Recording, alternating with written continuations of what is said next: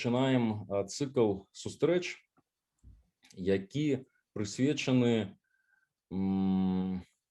выяўленню таго, што ёсць добрае у працы са спадчынай, што ёсць добрае, што ёсць дасягненнем, што ёсць сучасным у тым, як мы працуем з мінулым, як мы працуем з гістарычнымі артэфактамі. Гэта працяглая размова, якая працягнецца і напрыканцы, напэўна, гэтага месяца, і ў наступным месяцы яшчэ некалькі разоў будзе тычацца і культурных праектаў, і рэстаўрацыйных праектаў. Але вось пачаць мы вырашылі з таго, каб крыху, можа, азірнуцца назад, хаця не назад, таму што сённяшнія ўсе нашы героі дзейсныя рэстаўратары, але паглядзець на тыя моманты, якія мы можам лічыць дасягненнямі беларускай рэстаўрацыі. У яе, на жаль, досыць кепскі такі імідж, але мы, як прафесіяналы, як спецыялісты, мы ведаем, што і дасягненняў было не так і мала. І мы абавязаны фактычна паказаць гэтыя дасягненні, паказаць, што калі людзі сумленна робяць сваю працу, то нам ёсць чым ганарыцца. І ў гэтым годзе мы вырашылі паспрабаваць зрабіць яшчэ другі конкурс рэалізаваных праектаў у абшары культурнай спадчыны, які мы назвалі «Спадчына ў дзеянні 2». У 2019 годзе мы зладзілі самы першы конкурс, ён атрымаўся дастаткова паспяховым, у нас была такая вялікая цырымонія, ўсё гэта ператварылася ў такі Оскар ад спадчыны. І вельмі хацелася, каб і ў гэтым годзе, нягледзячы на ўсе нашы абмежаванні дзейсныя, нам таксама атрымалася, удалося зрабіць вялікую прыгожую цырымонію недзе ў першай палове верасня. Я хочу паказаць, пазнаёміць з намінацыямі, на якія сёлета мы будзем прапаноўваць шаноўным рэстаўратарам, шаноўным дзеячам культуры падаваць уласныя рэалізаваныя праекты. Гэта першая намінацыя. Лепшы культурны праект, накіраваны на захаванне і выкарыстанне гісторыка-культурнай спадчыны. Другі праект. Лепшы індывідуальны творчы ці даследчы праект, творчая праца, накіраваная на пераасэнсаванне гісторыка-культурнай спадчыны. Трэцяя намінацыя. Лепшы сацыяльна значны праект, у якім рэалізуецца сацыяльны, культурны, эканамічны ці экалагічны патэнцыялы гісторыка-культурнай спадчыны. Гэта тры такіх культурных намінацый. Для іх у нас ёсць вялікая частка журы, 15 чалавек, 15 экспертаў. Але ёсць таксама і дзве рэстаўрацыйна-архітэктурныя намінацыі. Гэта намінацыя нумар 4. Лепшы праект рэстаўрацыі, рэвіталізацыі, кансервацыі, рэадаптацыі архітэктурнай спадчыны. І 5-й праект. Лепшы новы архітэктурны праект у гістарычным асяроддзі, у гістарычных або ў сучасных формах. Гэта цалкам новая намінацыя, яе ў нас у мінулым годзе не было, і я спадзяюся, што мы атрымаем цікавыя працы на гэты конкурс, які мы зможам таксама абмеркаваць і вылучыць з іх лепшую. У гэтым годзе да разгляду будуць прымацца праекты, якія былі здзейсненыя на тэрыторыі Беларусі у 2018-2021 годах. У шэрагу выпадкаў нават праекты, рэалізацыя якіх не скончаная, яны таксама могуць падавацца. Мы будзем вельмі радыя і ўсур'ёз разглядаць кожную заявку. Старт прыёма заявак заўтра, з 17 траўня. Ну, а апошнім днём мы абралі 15 ліпеня. Я спадзяюся, што это 2 месяцы хопіць, каб знайсці, ідэнтыфікаваць. Таму, калі ласка, спадарства, тыя, хто зараз прысутныя, калі ласка, несіце гэту весць і заклікайце, або самі падавайцеся, або заклікайце сваіх знаёмых, тых, хто робіць нешта ў абшары культурнай спадчыны. Калі ласка, паведамляйце ім пра такую магчымасць. У нас будзе цырымонія з нашымі прызамі. Усю інфармацыю пра конкурс, у тым ліку склад журы, у тым ліку палажэнне аб конкурсе можна будзе знайсці ўжо можна знайсці на старонцы беларускага камітэта икамос икамос.беларусь.бай. Так што, калі ласка, знаёмцеся. Я думаю, мы вам яшчэ вушы пражужжым гэтай інфармацыі. Яна будзе максімальна пашырацца. Ну, канешне, сарафаннае радыё, яно лепш за ўсё.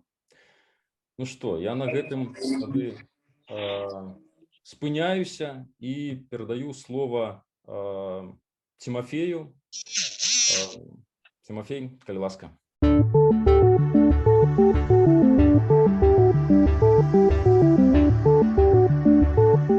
Сёння так атрымалася, што пагаворым найперш пра такую канкрэтную ручную рэстаўрацыю, бо яна бывае розная, з такімі найбольш дасведчанымі і вопытнымі беларускімі рэстаўратарамі, шматгадовымі, спадаром Уладзімірам Ракіцкім і Юрыем Маліноўскім, які да нас, я спадзяюся, хутка далучыцца.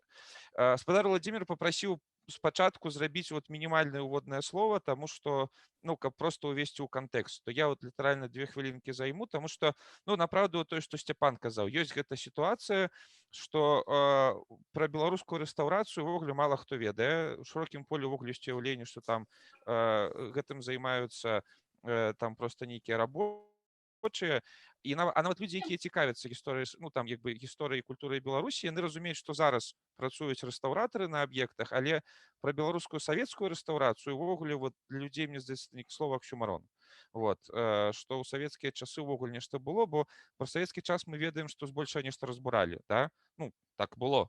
Там цэрквы нейкія нішчылі, нешта яшчэ, то як гэта магло суадносіцца паралельна з нейкай рэстаўрацыяй гістарычных помнікаў, да? Калі ўсе помнікі гэта ці храмы, ці сядзібы шляхецкія, як іх можна аднаўляць у Савецкім Саюзе.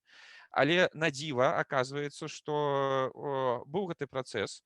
Ён, калі мы берем Савецкі Саюз, дзіўным чынам пачаўся яшчэ там у 1921 годзе, калі ў Маскве там быў з'езд рэстаўратараў, які прапанаваў нейкія прынцыпы рэстаўрацыі. І, канешне, у даваенны перыяд гэта ўсё было вельмі па-рознаму, бо быў актыўны працэс знішчэння храмаў, быў актыўны працэс будаўніцтва новых аб'ектаў, ідэя канструктывізму, поўнага мадэрнізму, поўнага перабудовы гарадоў, што відавочна ставіла рэстаўратараў на прыступку ніжэй, чым наватараў, якія там будавалі нешта новае. Але на дзіва нейкі такі стымул для рэстаўрацыйнай дзейнасці дала Другая сусветная вайна. Процьма аб'ектаў было проста знішчаная, і ўжо ў 43-м годзе ў Маскве было прынята рашэнне аб стварэнні спецыяльнай камісіі архітэктурнай. Так, нехта там уключыўся ў размову. Сцяпан, пашукай, хто там. І ўжо ў 44-м годзе пачалі аднаўляць гэтыя аб'екты, якія былі знішчаны ў Ленінградзе. Там, Эрмітаж, Зімні дварэц. І там літаральна ў першыя 5 год было так ці інакш адноўлена, наколькі это было магчыма, там да 800 аб'ектаў вакол Ленінграда. Агулам Ленінград, это ўсе багацце тых помнікаў, іх разбурэнне падчас вайны, яно дало вялікі стымул для развіцця савецкай рэстаўрацыі, бо спецыялісты было вакол чаго аб'яднацца. І гэта запусціла вельмі актыўны працэс развіцця рэстаўрацыйнай дзейнасці, калі у 50-х годах там пры інстытуце тэорыі архітэктуры быў створаны асобны сектар методыкі рэстаўрацыі. У 61-м годзе выйшаў першая кніга вялікая, методыка рэстаўрацыі помнікаў называлася. І карацей, ну от рэальна нейкая навуковая дзейнасць у гэтым накірунку шла, яна збольшага засяроджвалася на тым, што мы зараз там ведаем як залатое кольцо России, ну вот это аб'екты там Ленинград, Новгород, Москва, Рязань і так далей, зразумела, да, што там у цэнтры гэта было больш зразумелыя аб'екты, але сярод іншага аднаўляліся там аб'екты Цэнтральнай Азіі, там Тамерлан, вот это ўся старадаўняя гісторыя. І досыць цікавіла савецкіх рэстаўратараў Прыбалтыка, Рыга, Таллін і Вільня. У этой сітуацыі Беларусь як бы прасядае, таму што я так нават у падручніку вот па рэстаўрацыі я спецыяльна пагартаў з канца 70-х гадоў ужо з беларускіх гарадоў только Гародню узгадваецца ніжняя царква, а так все астатнія вот зусім іншыя аб'екты. Ну то есть беларуская архітэктура недастаткова руская была, каб ёй цікавіцца з аднаго боку, а з іншага боку недастаткова багатая, як там прыбалтыйскія, каб таксама ёй займацца. Але нягледзячы на ўсё гэта, беларуская рэстаўрацыя таксама была. Вось пра гэта мала хто ведае, а вот сёння менавіта пра гэта хацелася б пагаварыць з тымі людзьмі, якія стаялі ў вытокаў усёй гэтай справы і даведацца, які шлях прайшла беларуская савецкая рэстаўрацыя, ці можна казаць пра асобную школу савецкай рэстаўрацыі ў Беларусі і што гэта ўвогуле такое было. Вот, спадар Владимир, добрый дзень вам.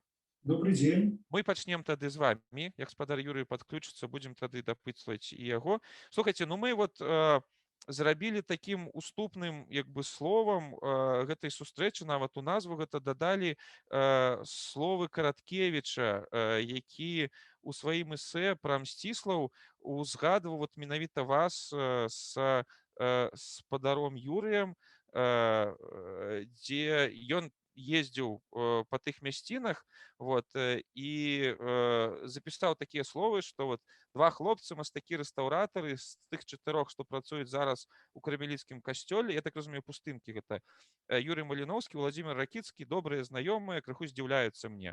Кожнай раніцай яны едуць на веласіпедах сюды з Мсціслава, кожны вечар вяртаюцца туды назад 18 кіламетраў.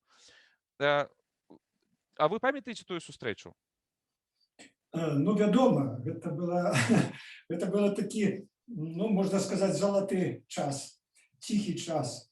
Караткевіч прыехаў да нас у Мсціслав. Ён пісаў якраз кнігу «Земля пад белымі крыламі». І мы даволі доўга бачыліся, сустракаліся, размаўлялі. А той выпадак, пра который я нават не ведаў, што ён гэта апісаў, гэта было у пустынках. Мы самі жылі у Кармеліцкім касцёле ў Мсціславе, так? І нават мой пакой быў у самай вежы. Вось. І романтыка гэта, і жыць на аб'екце, і працаваць, яго вельмі захапіла і здзівіла. А сапраўды у пустынках мы знайшлі фрэску на сцяне, у руінах. Таму мы вырашылі уже на свой такі погляд захаваць, зрабіць, зняць яе, так, каб яна не была знішчана. Таму мы кожны дзень сапраўды сядалі на равары, таму што туды толькі пяшком можна было зайсці, і мы вось у гэтых руінах у царкве здымалі фрэску. Гэта даволі такі цяжкі быў працэс, таму што трэба было, каб і клей сох, і мы кастрышча раскладалі. І вось Караткевіч прысутнічаў пры гэтым. Ён нават казаў, што ой, хлопцы, каб якім мне дамок тут, так я бы з вами застаўся. Вось. Но я хочу спалучыць гэта жыццё у Мсціслаўлі яшчэ з адной асобаю, пані Людвікай. Людвіка Зоська Верас, которую ведаюць все як Зоську Верас. Я з ёй пазнаёміўся праз свайго дзядзьку, а у дзядзькі майго была каханка Марыя Скурко. Яны вучыліся ў беларускай гімназіі. Вось. І таму сустрэліся зноў праз 50 гадоў, і я часта бываў у Вільна, і часта мы хадзілі з Марыяй Скурко, а Марыя Скурко гэта двоюродная сястра Максима Танка. Вось. І мы вельмі часто наведвалі пані Людвіку пад Вільна. Заўсёды неслі ёй ваду, а яна нас частавала супом з ревеня.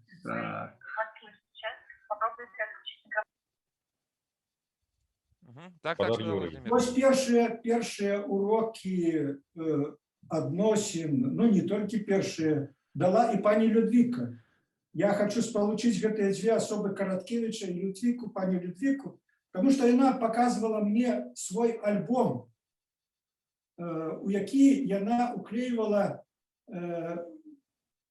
тую вопратку, тую сукенкі, у которых яна ходила, калі яны зношваліся, яна вырэзвала кавалачак і уклеивала. Вось кажа, глядзіце, я у гэтай сукенцы сустракалася з Максимом Богдановичем. Вось гэты прыклад паводзін чалавечых, так, захаванне памяці. Гэта быў, настолькі я быў уражаны, яна перадала мне. Мы ліставаліся доўга, я рабіў ілюстрацыі, а калі, ну, яе даволі редка хто у той час наведваў, вось, але наведваў і Караткевич. Яна расказала такі нават прыклад, што яна заўсёды паправляла нейкае, казала, што не аловак трэба гаварыць, а алавік. І калі яна папытала, расказвала мне у Караткевіча, як жа будзе адуванчык, а ён кажа, адуванчык, а яна паправіла яго, дзьмухавец будзе. Во гэта і застаецца. Застаецца, вось, і яе захаванне, праблема захавання мовы, праблема захавання памяці, вось, яна таксама уваходзіць у арэал нашай работы, рэстаўрацыйнай работы. І первымі прыкладамі, той, што Караткевич прыязджаў да нас, і мы многа гаварылі пра тое, як жа захаваць нашу спадчыну, беларускую спадчыну. Вось у тыя часы гэта сапраўды былі людзі адзінокія і адзінкі, вось, але яны пазнавалі адзін аднаго здалёк. Вось, тады можна было распазнаць гэта і згуртавацца. Вось такой сустрэчай і была наша сустрэча з Караткевічам у Мсціславе. А які гэта быў год прыблізна, можете сказаць? Гэта 80-е, пачатак 80-х. Я не удакладніў менавіта калі, но гэта ёсць у нашых нататніках, я просто не паспеў гэта паглядзець. А вот скажите, что вы рабілі ў пустынках у пачатку 80-х? Это вам заданне было? Это ж манастыр яшчэ не аднаўляли. Гэта уласная наша ініцыятыва. Я кажу, што мы абачылі, на той час сапраўды можна было гэта так рабіць. І зараз гэта не дазволена. А на той час, калі мы знайшлі гэтую фрэску гэтую на сцяне, і мы абачылі, што яна ўжо не мае ні даху, нічога, і яна павінна быць была знішчаная, так, мы яе з тынкоўкай знялі гэтую фрэску. І зараз яна знаходзіцца ў Мсціслаўскім музеі, наколькі я ведаю. А ў Мсціслаўлі вы працавалі? То есть у вас там... А ў Мсціслаўлі мы аднаўлялі Успенскі касцёл. Вось. Мы паспелі аднавіць і там капліцу, вось, і займаліся рэстаўрацыяй жывапісу, і туды заўсёды прыязджалі на практыку студэнты з акадэміі. І вось гэты перыяд працы нашай у Мсціславе, наколькі я сустракаю ўсіх гэтых студэнтаў, манументалістаў, которые праходзілі практыку там, гэта зрабіла гэты месяц вялікае ўражанне, таму што за месяц яны паспявалі зрабіць копію, і пад канец практыкі мы рабілі велізарную выставу у Палацы культуры там у Мсціславе. Гэта было свята. І кіраўнік Владимир Иванович Стрельмашонок, ён давяраў мне студэнтам цалкам, нават казаў, каб я і адзнакі ставіў ім. Вось. Ён нават запрашаў туды на гэтыя выставы і усіх, ну, мясцовае начальства, і Анікейчыка нават. Ён прыязджаў да нас. Уяўляеце, якая вялікая доўгая дарога, но гэта было свята для ўсіх. Вось. І скульптары потым да мяне ўжо прыязджалі туды працаваць і аднаўляць скульптурныя алтары. Ага, зразумела. Я включил. О, гаспадар Юрый, добрый день. Рады вас вітаць. І вот мы Где тады мне пераходзім. гук? Мы вас чуем. Вы ці чуеце Гаспадар вы Юрий, мяне, мы вас гаспадар Юрий? чуем. Мы вас А вы нас чуем. не чуете? Гаспадар Юрий, може, не чує. Не чую. Ой-ой-ой. Так, ладно. Так, мы тады працягваем. Гаспадар Владимир, а вот скажите, якім чынам вы потрапілі ў рэстаўрацыю? Ну, это досыць дзіўная спецыфікацыя, мне так падаецца, з 21 стагоддзя ў Савецкім Саюзе, ну, дзе напраўду, это ж яшчэ 60-е гады яшчэ нешта ўзрывалася ў гарадах, нейкія там храмы ўзрываліся, а тут, аказваецца, ёсць нейкі працэс рэстаўрацыі. Што гэта было тады, там у тых гадах? Адкуль яно ўзялася і як вы там апынуліся? Я апынуўся праз Олега Владимировича Хадыку. І, па сутнасці, ён, наколькі я ведаю, з'яўляецца першым такім чалавекам, который набіраў каманду і выбіраў, прапановаў людзям займацца гэтай справай. Наколькі ён мне расказваў, што на пачатку 60-х гадоў ён працаваў тады ў Міністэрстве культуры. У яго быў намеснік міністра Ванькович. Даруйце.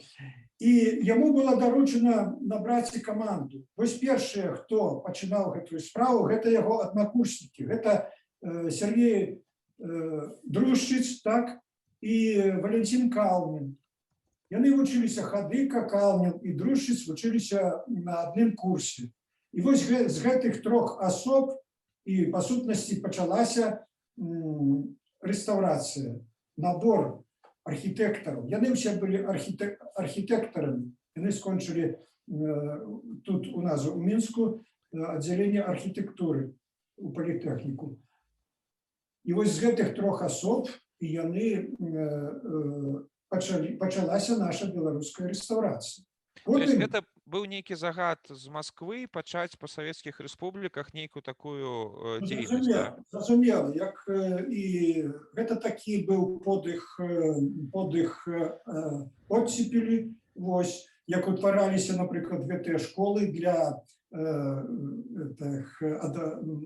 даравітых дзяцей. Гэта ўсё, канешне, рабілася з дазволу. Тады буханку хлеба не можна было выпечы без дазволу Масквы. Вось. Таму, канешне, што у кожнай рэспубліцы былі ўтвораны праектнае бюро і вытворчыя майстэрні. Вось. Гэта называлася спецыяльныя научна-рэстаўрацыйныя производственныя мастерскія, СНРПМ. Так гучала абрэвіатура. Вось. І месцілася яна на Чачэрына, бюро сядзела, не было памяшканняў, яно архітэктурнае у музеі Вялікай Айчыннай вайны, которого зараз уже няма сярод бюстаў Леніна і Сталіна. І там пачыналася гэта бюро, архітэктурнае бюро, которое пачала вымяраць усе аб'екты і рабіць уже гэтую справу. Но гэтыя людзі, Мохаў яшчэ быў, Дзіма Мохаў, вось гэта першае пакаленне. Другое пакаленне, таксама гэта вучні Олега Владимировича Хадыкі, вось гэта Слюнченка Валера, гэта Ханіна, гэта Канаваленка, гэта Багласа. Вось таксама, гэта уже больш малодшае пакаленне, не намнога зусім, але яны таксама по прапанове Владимира Хадыкі прыйшлі ў рэстаўрацыю. Вось. Уже наступная хваля гэта 70-х гадоў. Это уже прыйшоў я, Юрий Иванович і Микола Залатуха. Это Олег Владимирович уже перайшоў выкладаць у Акадэмію мастацтв, і мы, як мастакі, ўжо скончыўшы манументальнае аддзяленне, пошли не ў камбінат рабіць мазаікі ці што-нибудь такое на сценах, вось, а пайшлі ў рэстаўрацыю. Это таксама пад уплывам і па прапанове Олега Хадыкі. А можете вот рассказать, пробачьте, Павел Владимир, ну вы кажете вучні, это ж не было нейкай навучальнай установы тады яшчэ нават блізка рэстаўрацыйна, это просто Хадыка шукаў нейкіх таленавітых людзей сярод архітэктараў, мастакоў і просто іх асабіста запрашаў у гэту справу. Неяк так яно выглядала, так? Так яно і было на самой справе. Гэта не афіцыйнае, ніхто ўжо не заклікаў да гэтага, это просто людзі гуртаваліся па гэтай справе, по своему жаданню, так, по своему выхаванню. Только так. Камусьці это не было, не яго была гэта справа, но гэта была наша справа. Ясно. Добре, дякую вялікі. Так, цяпер да спадара Юрыя паспрабуем звярнуцца. Спадар Юрый, ці вы тут? Спадар Юрый, трэба ўключыць мікрафончык. Секунду. Микрофон включается слева внизе.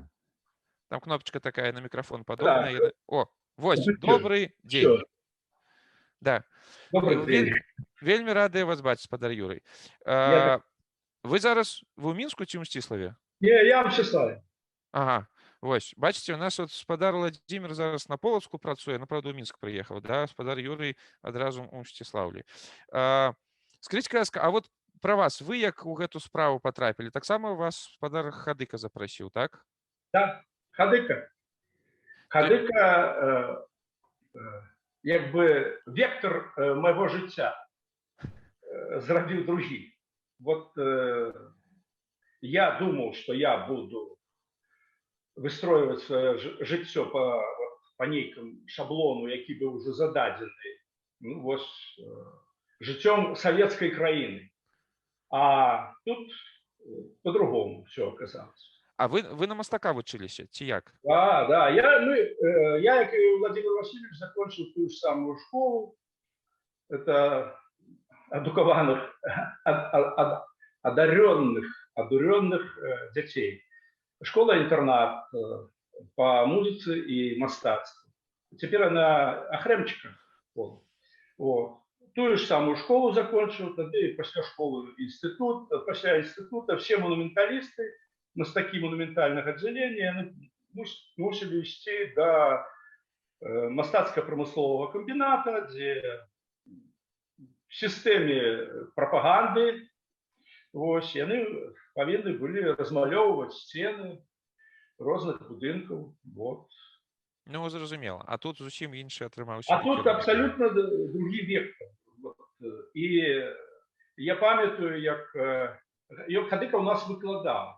Ён выкладаў архітэктурную гісторыю архітэктуры, і ён выкладаў у нас кампазіцыю архітэктурную. І там я побачыў, што жыццё зусім по-другому можна выстраивать. І пасля, як падышоў канец навучання в інстытуце, то Олег Владимирович, он мяне прогульваў. Вот, мы з ім ішлі, я памятаю, в якім месцы гэта было. Вот. І як ён прапанаваў мне пайсці в рэстаўрацыю. Я не думаў. Напрыклад, Владимир Васильевич, ён, будучи студэнтам, ён все ж таки быў знаёмы з рэстаўрацыяй, ён зарабляў. Улетку ён зарабляў грошы у рэстаўрацыі. А я не. Для мяне рэстаўрацыя гэта было просто дзіўна. Я павінен быць мастаком, а мне кажуць, а ты пойдзеш рэстаўратор. Я нават не ведаў, чым я там буду займацца. Але я пайшоў за чалавек. Вот я пайшоў за Хадыкай. Вот, і бачыце, і зараз у Мсціславе вот рэстаўруеце. Не, я рэстаўрую па ўсёй Беларусі. Ну, ясно, ну, в сэнсе, што вот цяпер. Да, цяпер я... Слухайте, а вот скажите, кай ласка, ну, может, спочатку до спадара Владимира пытання, потом до спадара Юрия. Ну, вот 60-е гады у Беларусі нічога, ну як бы рэстаўрацыйнага не адбываецца. З'яўляецца загад, з'яўляецца вот эта нейкая супольнасць людзей. І ад чым займаліся ад пачатку? Гэта было нейкае просто этап напаўнення просто матэрыяламі, інфармацыяй, які аб'ект быў, ці ёсць нейкі аб'ект, які можна назваць там баявым хрышчэннем беларускай рэстаўрацыі. Вот нешта такое было? Як это ўсё пачыналася? Ну, справа в том, что вся наше бюро, архитектурное бюро, ну и творческое бюро так само, это были невеликая колькость людей. Основным объектом лічилась, конечно, Брестская крепость. Лічилось, что это помник, и треба его оховывать. Вот. Но и были зусім и другие объекты. Той же Мирский замок мы починали мерить. Справа в том, что я довгий час працаваў і архітэктарам. То быў і мастаком, то архітэктарам. А пачаў я сваю дзейнасць сапраўды ў рэстаўрацыі. Гэта яшчэ в 72-м годзе мяне паклікалі так вельмі спешна, таму што было 90-годдзе Якубу Коласу і Янку Купалу, і ім ставілі помнікі, той же Анікейчык, Азгур. А мяне паклікалі аднавіць кабінет Якуба Коласа ў Акадэміі навук. Ён быў акадэмікам, меў там свой кабінет, который быў размаляваны. Ну, пасля вайны, але тым не менш, это уже трэба было гэта все аднавіць. І вось мы со сваім сябрам Коўзусем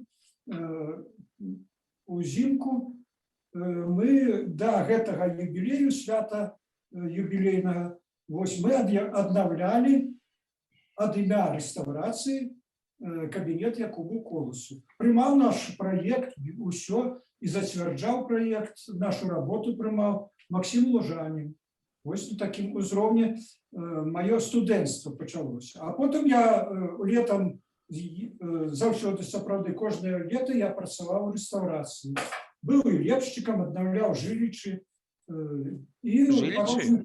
А раскажыце, цікава, у Жылічах просто зараз ідзе рэстаўрацыя, а там нейкі тэхнікум быў, пад яго аднаўлялі, ці што? Што это такое было? Тэхнікум, і мы прыехалі з хадыкам, з дружчыцам туды, цэлая брыгада, і я сапраўды там усё лета, не адзін сезон, мы аднаўлялі, і кожны аб'ект уваходзіў потым у жыццё наша. Там была грэчаская зала, з'явілася ў нашай канторы грэчаская зала. Вось, усе гэтыя скульптурныя аздабленні, кесоны, все гэта мы рабілі непасрэдна. Але ну, мне просто логіка цікавая. А для чаго ў тэхнікуме у пачатку 70-х грэчаскую залу аднаўляць? Это было нейкая загад такі, у чым сэнс? Разумееце, тут сапраўды некае можа здзіўленне быць, але тым не менш, на той час, разумееце, трэба сапраўды зразумець, на той час мог быць прыватны заказчык, як і зараз, і гэты дырэктар гэтай вучэльні, ён замаўляў гэтую рэстаўрацыю. І мы пачыналі яе у 70-е гады у Жылічах. Зараз гэта ідзе ўжо рэстаўрацыя. А тады гэты аб'ект быў ва ўжытку, але тым не менш усе гэтыя пакоі мы обновляли, и гэтыя фрезы, и все, гэта нават привозили сюда в Минск, все это расчищалось и зноў ставилось. Я тады зазначу, разумеете, тады не можно было обновлять костюм, для ужитку костюм. Например, у Варнянах, вот мой объект был, так само эта инициатива была старшыні гэтага калгаса, ён схацеў яго уратаваць, таму ён замовіў, каб накрыць гэты касцюм. Так? А з якой нагоды, што ён хацеў там зрабіць клуб. Да? І мы, вось, я якраз атрымаў гэты аб'ект ад Валеры Свінченка, і гэта мой першы быў аб'ект з інжынерам, тады прыйшоў до нас інжынер Саша Пенкевич, і вось мы здолелі зрабіць і накрыць гэты касцёл. Такім чынам уратавалі яго ад знішчэння.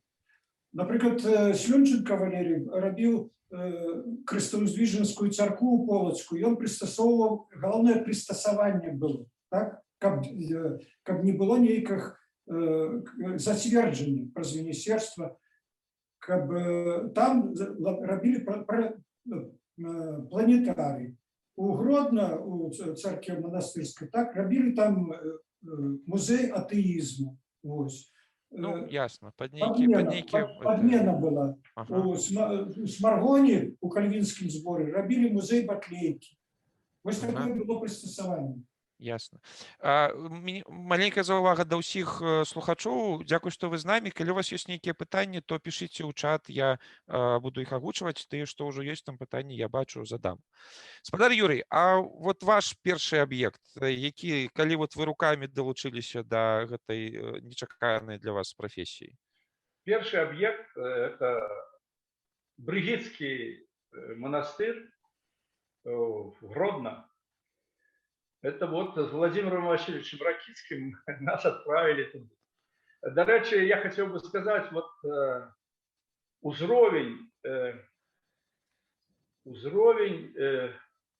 проектный узровень в реставрации был довольно высокий.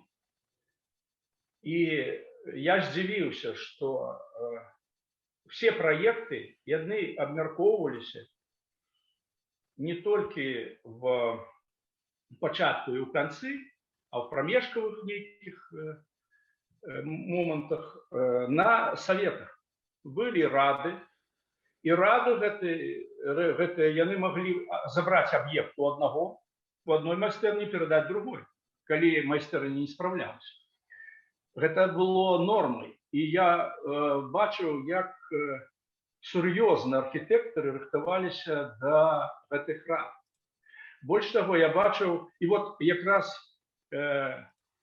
нас з Владимиром Васильевичем отправили на працу, якую выконвалі рэстаўратары, мастакі. У іх забралі працу, бо яны так полічыла рада, што яны не справляюцца, і перадалі нам.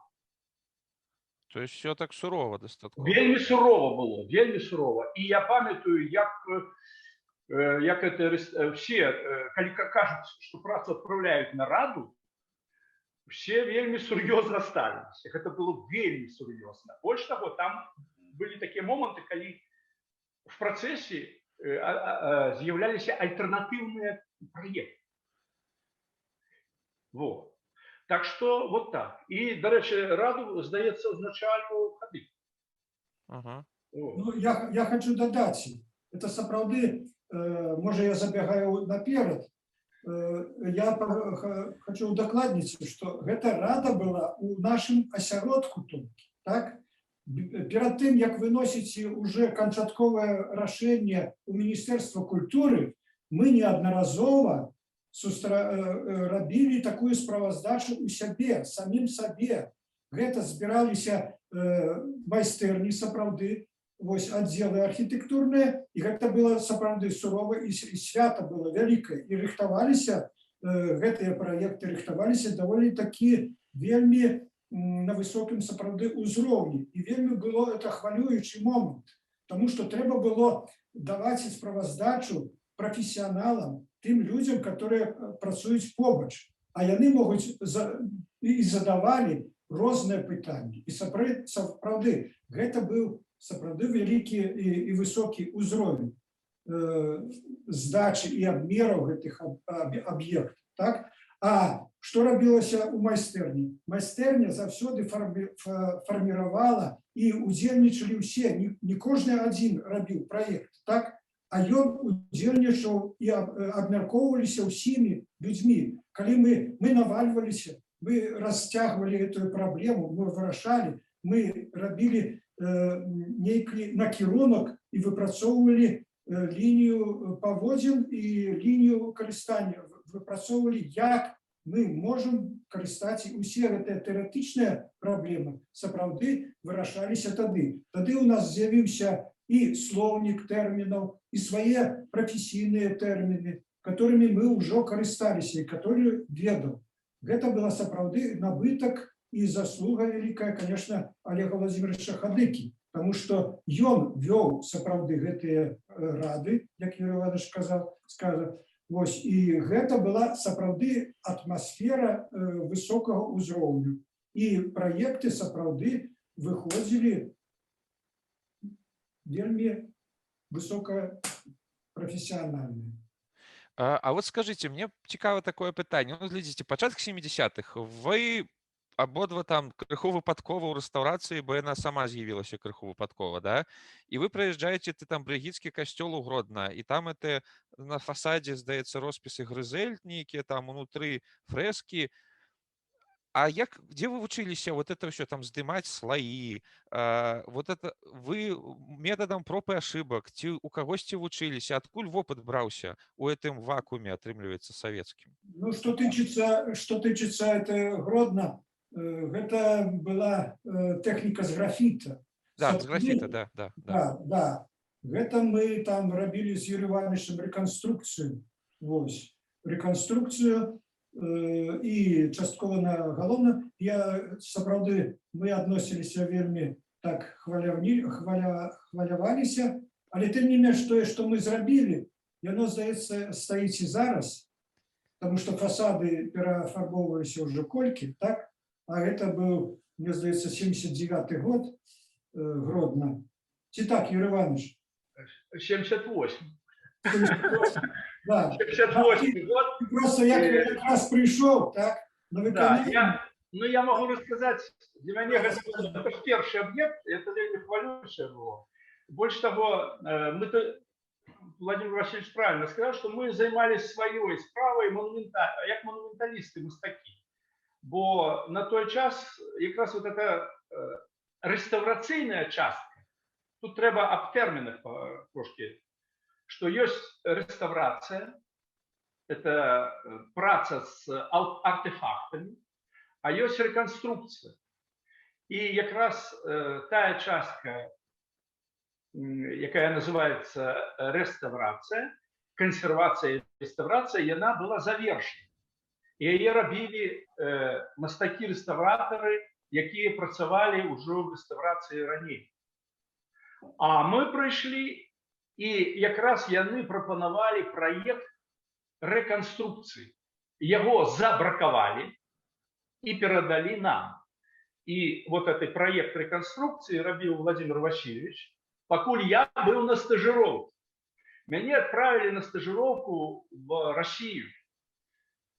Я поехал в Вологодскую область, Кириллов, Белозерск. Вот. И проходил целый месяц стажировку у российских майстров. Я реставратор, бо я не володаю. И там першасные некие такие вот веды про реставрацию я атрымаў ад реставраторов российских.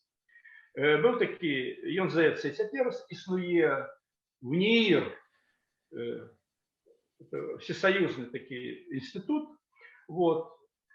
И у нас в СНРПМ была Мария Моисеевна Цейкина, начальник химико-физической лаборатории. Вот яна якраз коммуницировала с всеми реставраторами Советского Союза. И праз яе все мастакі-реставраторы розных напрамкаў, вот, розных профессий, и яны атрымоўвалі вот это стажировки ну, як бы в самых добрых центрах. Например, что тычыцца лепшчыкаў, то яны атрымоўвалі стажировки в Литве, бо там самые лепшие лепшчыкі. Что тычыцца позолотчиков, яны атрымоўвалі стажировки в Ленинграде, теперь Санкт-Петербург.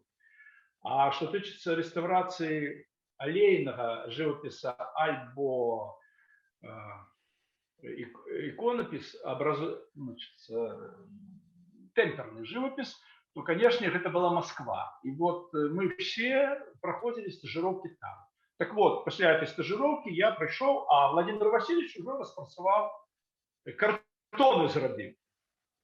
И мы с ним выехали в командировку, и вот мы рабили там, здаецца, 60 квадратных, а 80 квадратных метров вот этих реконструкций с графитом, то, что монументальный мастак, ну, как бы володаў ну, добра.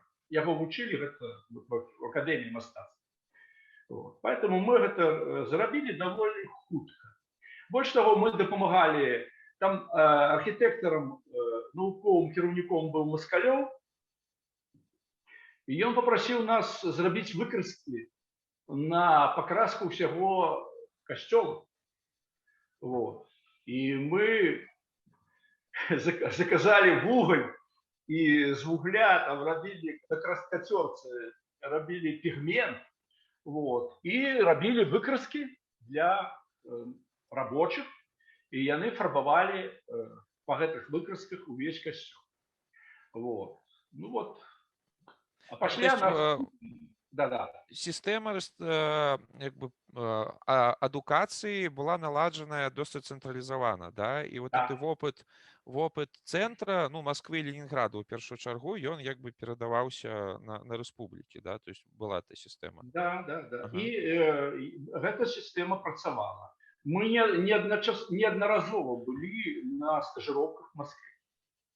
Ну, это цікава. А ввогуле, вот адносіны з рэстаўратарамі там іншых савецкіх рэспублік былі нейкія вот уже працоўныя чалавечыя ўзаемаадносіны? Вы наколькі выварыліся больш у сваім нейкім котле, ці это была нейкая такая адкрытая прастора ўзаемаадносінаў? Ну, яна адкрытая была. Але все одно наша коммуникация вся была в основном вот займалась это Цейтлином ремеслом. Яна была на сувязі, бо яна ведала всіх реставраторов, самых выбітных реставраторов по всім Союзі. І коли треба було нейкая стажировка, вот, мы звертались до яе. Яна вот была, до речі, мы называли яе матуля беларускай реставрации. Это у яе такая мянушка. Бо яна вот якраз стаяла яна была з самого першого початку в реставрації Беларусі. Вот у нас же в реставрації, тоді, коли в 67 году організувалася СНРП, директором був Герой Советского Союза. И он оборонял реставрацию. Были проблемы певные. И он пробивал, где жить, где что как дали. И вот эта зорка Героя Советского Союза, надо помогать. То есть... И Моисеевна, это человек, який сувязем, який володав всеми сувязями по всем центрах реставрации. Вот то есть, отрымліваецца, у беларускай савецкай рэстаўрацыі ёсць бацька і маці, да, як бы, да. Олег Хадыка і... Хадыка і Цейтлин Марыбусевич. Ну, то есть, все на людзях неяк трымалася, так? Трымалася на людзях. Ну. Добра, дзякуй. Спадар Владимир, а вот расскажите, вот мы нават рабілі абвестачку у нас на Фейсбуку, что у вас была такая ситуация у Гародні, калі вы приехали в этот монастырь православный под музей атэізма рабіць там реставрацию, а зрабілі такую выснову гістарычна-археалагічную і знайшлі ўвогуле там царкву 12 стагоддзя. Что это за такая была гісторыя? Ну, знайшоў не я яе, но сапраўды справакаваў, да, менавіта я. Здаецца, Ігор Іванович таксама ўдзельнічаў у гэтым. Нам даручылі, гэта быў аб'ект Галіны Петровны Жаровіны. Вось, яна займалася, мяне паклікалі, каб я сапраўды зрабіў, наколькі я памятаю, я рабіў такі шэраг макетаў помнікаў Беларусі. І каб яны былі ўсталяваны ў гэтым музеі. а там частка будынкаў манастырскай была зруйнавана. І на гэтым брандмауэры мне патрэбна было, я задумаў намаляваць і падмуркі, которые там засталіся ад гэтага зруйнаванай часткі. Я попросил тады Олег Пахадык, Олег Трусов пришел до нас, он узначалил отдел археологии, и до нас пришел Игорь Чернявский, только что скончивший университет, историк. Вось. И я попросил археолога, который поехал и прокопал бы мне там гэтые подмурки. Вось. И Трусов збираўся ехаць у Мсціславль, поехал, а туды ў Гародню паслаў Ігора Чарняўскага. І вось Ігору Чарняўскаму пашчасціла, раскопваючы гэтыя падмуркі, я думаў, што гэта будзе 17 стагоддзя, а там ён адкрыў царкву 12 стагоддзя. Такім чынам ён увайшоў у гісторыю, вось, на той час, да, гэта яго шчасце. Ну, такі адразу уваход у спецыяльнасць. Да, ён толькі, гэта быў яго першы крок у рэстаўрацыі. Ага. Спадар Юрый, а вот мы ў пачатку тут размаўлялі пра вашу сустрэчу з Караткевічам у Мсціславе, легендарную такую. Вы ж самі родам са Мсціслава, так? Да. Ну, вось, бачыце, як супа. А ўвогуле, што тады рабілася ў Мсціславе? Для чаго аднаўляўся храм, атрымліваецца? Пад нейкую функцыю таксама? Не. Гэты храм, тут же ёсць бюрократычная сістэма, якая, напрыклад, яна як запущена, кола запущена, і яно круціцца. Гэты помнік адзін з першых, які быў прыняты на рэстаўрацыю. Справа ў тым, што некая польская дэлегацыя павінна была прыехаць у Савецкі Саюз, і яны, ну, калі планавалі ёй, што яны павінны там, ну, дзе экскурсіі правесці там і так далей, то, відаць, у Міністэрстве замежных спраў хтосьці прызначыў Мсціслав. Гэта было яшчэ, відаць, у канцы 60-х гадоў. І там вельмі вялікая нейкая дэлегацыя была. І я памятаю, сустрэў прараба Мсціслаўскага, і ён казаў, што ім сказалі паставіць кран, каб пачаць рэстаўрацыю вот этого касцёла. Відаць, гэты касцёл нейкім чынам польскія таварышы, камуністы абазначылі, што яны хацелі тут пабыць, у Мсціславе. Вот дзіўная рэч. И поэтому это был самый первый объект. И это местная ПМК ставила кран, вот, ставила там рэштаванне, а пасля гэта адмянілі прыезд. Але калі ўжо пачалі, то яго просто перадалі аўтаматычна в рэстаўрацыю і пачалі рабіць праектаванне, просто тому, что, ну, вот помнік ахоўваецца. Его внесли вот в некий реестр, что он мусит быть реставрован. И когда его внесли вот в этот бюрократичный спис, то финансование каждый год будет капать. И все. Вот это объект. То я лечу, что так само по всей Беларуси. Вот объекты, которые призначили, и все. Его будут финансовать. Ага, и все забудут первый штуршок. Але вот эта машина, она працуе. Дык, а ніхто не ведаў, для чаго яго аднаўляюць, так? Конечно, ніякага сэнсу. Вот, что там рабіць, як? Ну вот, робяць его, и все. Это, конечно, цікаво. Ну, как бы классно ў сэнсе, что просто... Да. А калі мы высадились туды, то есть там, видать, ведали, что, ну, живопись, вот, то тады мы... Вот, Владимир Васильевич, я якраз высадзіўся туды, трэба было каштарыс складаць. І я ездзіў, лазіў па этих рыштаваннях з фотографом, і мы фотографавалі ўсё, як доказ, што там жывапіс, трэба рабіць каштарыс. І я пачаў гэты каштарыс рабіць, а тут у войска мяне забралі. І я на 1,5 гады я быў выбіты. І калі я прыехаў, ужо Владимир Васильевич працаваў на гэтым аб'екце. А вось што тычыцца Караткевіча, то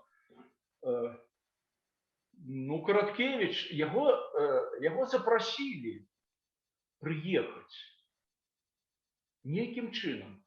Улады, кто-то там з начальства. А ён прыехаў, я памятаю, што ён прыехаў са сваёй жонкай, удваіх. І я памятаю, што мы ў гэты час, асабіста я ездзіў на веласипедзе у Пустынскі манастыр, і ў Пустынскім манастыры, бо мы знайшлі там выяву. Так, спадар Владимир рассказывал, что вы здымалі. Да, знайшлі. І вот я ездзіў туды на этом велосипеде. І тут прыехаў Караткевич. Ну і мы поехали разам з ім, вот Владимир Васильевич, я. І здаецца, мне падалося, што там быў Хадыкаш. Таму што Хадыкаш, ён ведаў Караткевіча, яны сябравалі. І я памятаю, як яны узгадвалі вот гэты момант. У нас яшчэ была такая мастацтвазнавец Вецер Нураванна. Яна таксама Караткевіча, яны сябравалі. І мы таксама, калі размаўлялі, мы узгадвалі асоб. А мы хацелі выкарыстаць Караткевіча, як можа быць вот этой Пустынскі манастыр маглі б узяць пад сваю апеку пісьменнік, саюз пісьменнікаў. Бо мы ведалі, што калі няма гаспадара, то, канешне, любы помнік, ён проста будзе, ён гібне, ён загіне. І мы назіралі, як вот этот Пустынскі манастыр просто расцягвалі. Там увесь час праходзілі грамадзянская абарона, там падпальвалі, тады тушылі і так далей. І яны кожны год туды выязджалі, вот это выезд такі быў. З накрыццём паляны і так далей. Так вот, мы прапаноўвалі тады Караткевічу, і ён нам так глядзеў, смяяўся. Мы такія романтики, а ён чалавек сталы і ведае пісьменнікаў. Ён нам казаў: хлопцы, што вы кажаце? Каб вы ведалі, пісьменнікі, яны ад Мінска ў радыусе там 10-15 кіламетраў не ад'едуць, просто не ад'едуць. Што там это Мстиславы? Чарку і шкварку можна знайсці каля Мінска. Ясно, зразумела. В принципе, так смеялись. и есть. Добро, дякую. Спадар Владимир, скажите, а вот мы уже про советский период будем заканчивать. Вот с советского периода самый цікавый, яркий для вас объект, з яким вы працавали, можете назвать нейкі? Ці самый, можа, уражваючы, некая знаходка уражваючая для вас? Для мяне, напрыклад, Белынічы. Белынічы. Гэта самы уражлівы аб'ект. Нас просто, як у вайну кидаюць на прорыв. Вораг прорываецца і трэба заткнуць. Там праязджаў віцэ-прэм'ер, быў такі віцэ-прэм'ер Пілатовіч. Ён праязджаў праз Белынічы і ўбачыў, што ў цэнтры горада стаіць руіна. І ён сказаў: знесці. І паехаў далей. Прыгналі экскаватор і пачалі зносіць. А ў Міністэрстве культуры ведалі, што ён стаіць на ахове і што там ёсць нейкі жывапіс. Рэшткі нейкія. І вот СНРПМ сказалі, што высадзіць десант і хутенька што-небудзь зрабіць, зняць это жывапіс. І першая брыгада, гэта брыгада была Лукашевіча, і яны паехалі і пачалі расчышчаць, каб убачыць, а што там за жывапіс. Бо там былі выпады, і бачна было, што колер такі. І вот яны першыя высадзіліся. А гэта натуральная руіна. Там забілі вокны дошкамі, дзверы, все, там праёмаў было, сейчас скажу, 4 4-5 проемов было. Их просто дошками забили. И внутри реставраторы вот чистили. Такие великие лямпы висели, как лямпа Ильича. Только они вялизные такие. И вот такие лямпы висели, и реставраторы працевали. Але бачили, что не поспеют, бо зима, да, хутка. Уже, и я памятаю, что нас туды у концы листопада, у концы вересня. У концы вересня мы поехали туда. И вот мы частку вересня, тогда кастрычник, листопад, и вот, здаецца, мы перед самым Новым годом скончили. Зняли? Вот, да, зняли амаль 100 квадратных метров живописи. А это костёл, да, был? Гэта быў не касцёл, гэта вот што, чаму гэта памятна. Па-першае, это вельмі складана фізічна было зрабіць. Па-другое, для нас гэта першасна было. Мы ніколі не займались такой працай, як адслаенне жывапіса, это фрэска, да, як фрэску адслаіць. Это ўпершыню было. Па-другое, вельмі суровыя такія обставины, бо морозы пошли, и мы у таких у фуфайках, у комбинзонах, холодно было, мерзли руки, вот. И вельми складано працевать было. Ну, але мы это все робили, так? И самое главное, что пасля, когда мы это все сняли, для меня, например, это первый урок, який мне дал Владимир Васильевич, обмерная практика. И он сказал, треба эту архитектуру, хоть это и руина, обмеры зробить. И мы с ним робили обмеры. Это для меня была первая практика. И мы обмерили этот объем весь. Звонку, внутри. Бо мы отчували, что вот этот объем, это что-то дивное. А пасля, когда уже мы приехали у зимку, ну, после Нового года мы приехали у майстерни, мы занялись реконструкцией, как реконструировать на паперы вот этот объем и знайти место его в системе этого монастыря. Вот это было просто кавалок руин. И вот этим мы занимались. И мы знайшли это видео вы.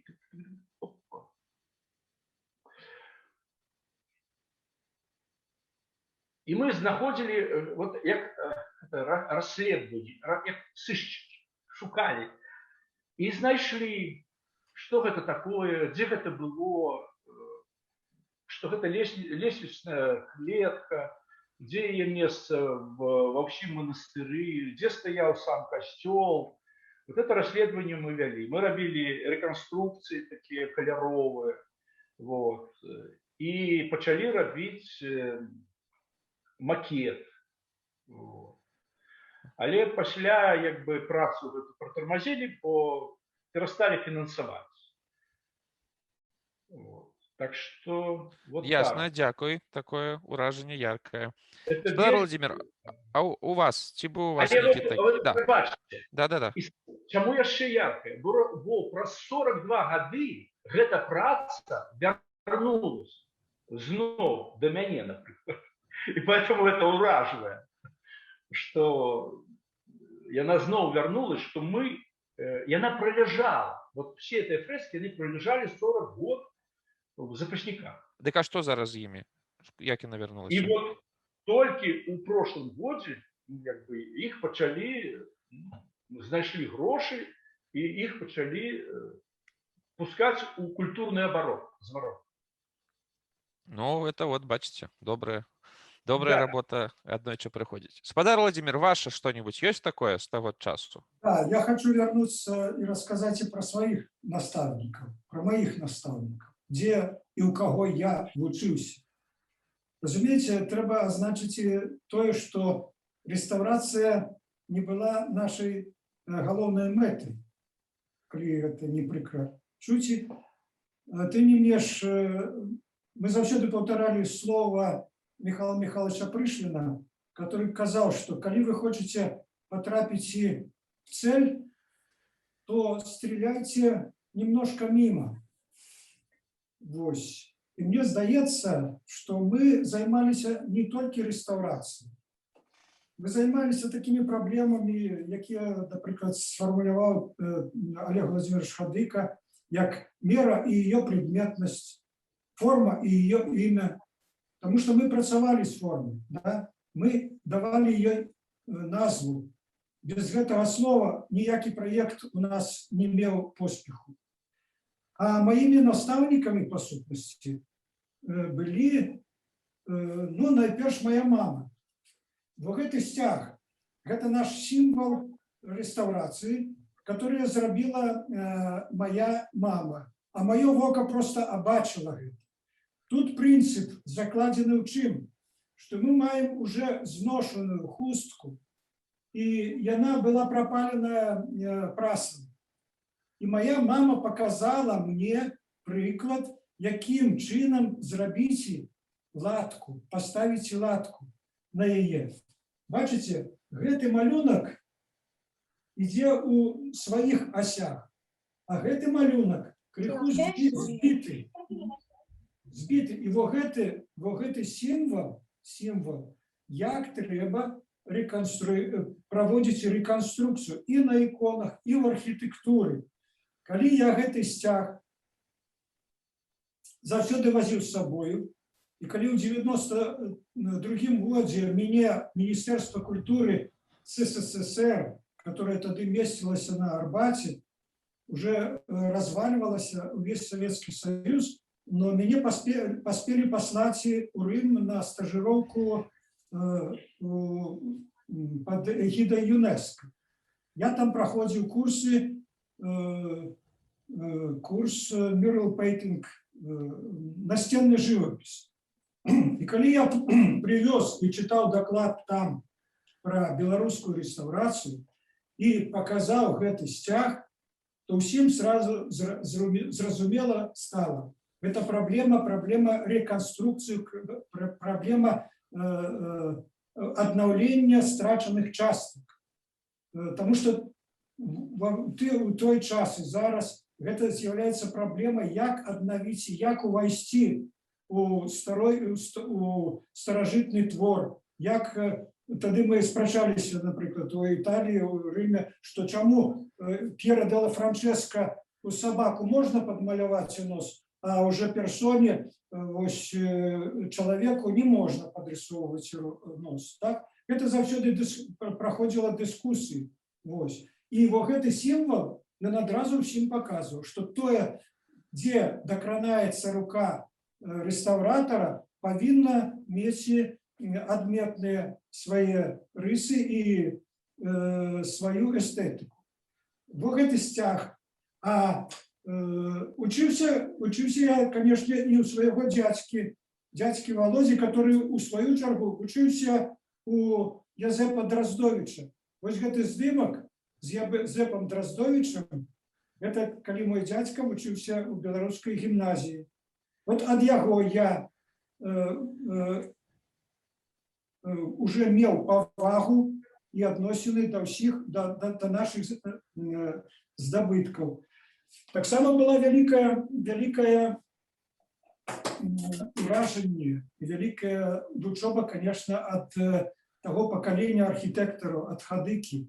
Разумеется, они так само были голодные на информацию.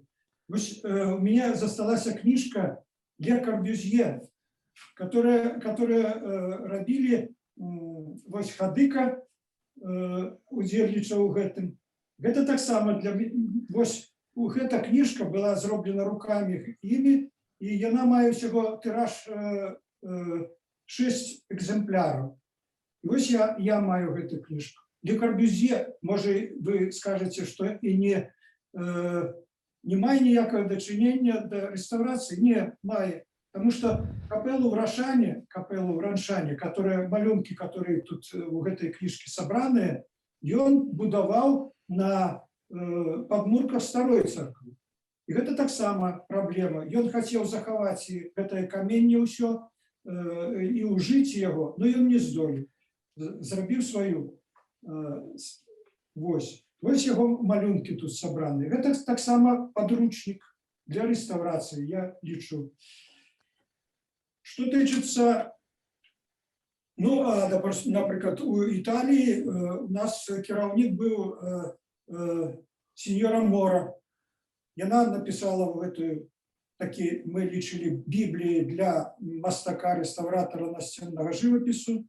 Вось. І мы праходзілі у яе вельмі суровую школу адукацыі. І там былі студэнты з 18 краінаў. Але мы мелі магчымасць пазнаёміцца з прынцыпамі кожнага. Но найперш, это сапраўды словы і слоўнік. Хто называе рэстаўрацыяй, кансервацыяй, каб мы разумелі адзін аднаго. І вось такое разуменне у беларускай рэстаўрацыі было. У нас была свая тэрміналогія, сваё разуменне і вызначэнне кожнага этапу. І гэта ўсё, на жаль, уже згінула. Нема. Куды гэта? Да. Вот я про гэта, можа, хацеў спытацца. Пра на жаль. Што засталося пасля савецкага часу? Наколькі, ну, ці засталося нешта? Я з вялікім пытаннем для сябе і для вас, можа, вы знаеце, куды дзеўся той архіў. Таму што самае каштоўнае – гэта абмерная работа. Абмер, чаму і зараз, все гіне на вачах, а калі тады было гэта зафіксавана у лічбе, так, і выкрэслена усе помнікі, а ў асноўным гэтую работу мы і рабілі. Вось. Куды дзеўся гэты архіў? Дзе ён зараз? Я не ведаю. Не ведаю. А гэта была аграмадная работа і праробленая не адным дзесяцігоддзям і не адным пакаленнем людзей. Вось. Дзе яна зараз, я не ведаю. На жаль, я недавно сустрэўся і разглядаў новыя праекты, которые прайшлі ўсё зацверджанне. Все яны ні ў якія параўнанні з нашымі праектамі таго часу не можна нават параўнаць. Вельмі нізкі прафесійны ўзровень.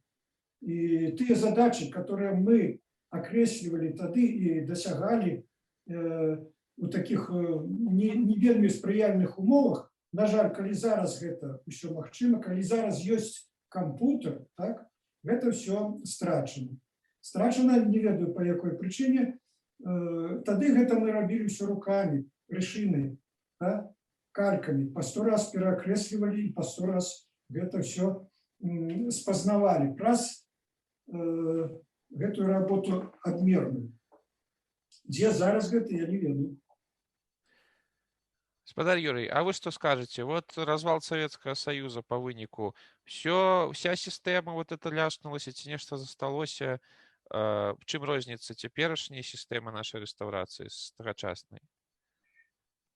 Ну, в Советском Союзе яно трымалось просто на, я думаю так, на таким, ну, особистых, вот была группа, вот, суполка такая людей, аматоров, и она трымалась на вот этих особах. Особы, якія былі вельмі матываны захаваннем спадчыны. Бо ўсё адно это міністэрства ахоўвала, міністэрства рэстаўрировала, ўсё в одной хаце. Так? Потым вот мы працавалі, і пачало выкрысталізоўвацца адмоўныя рэчы. Вот калі ўсё гэта у адным, ну, як бы органе, у Міністэрстве культуры.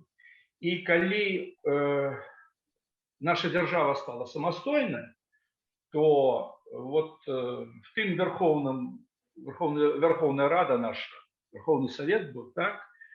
Тады вот этой комитет, який узначаліў Гілевіч, а намеснікам быў Трусаў, а Трусаў Олег Анатольевич, он якраз ведаў все праблемы, якія ўзнікалі, і яны спраектавалі другую сістэму,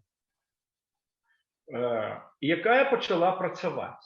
Яны раздзялілі ахову помнікаў асобна, быў такі камітэт па ахове ці ўправленні, і камітэт па рэстаўрацыі, які займаўся рэстаўрацыяй. Гэта пры Савеце міністраў.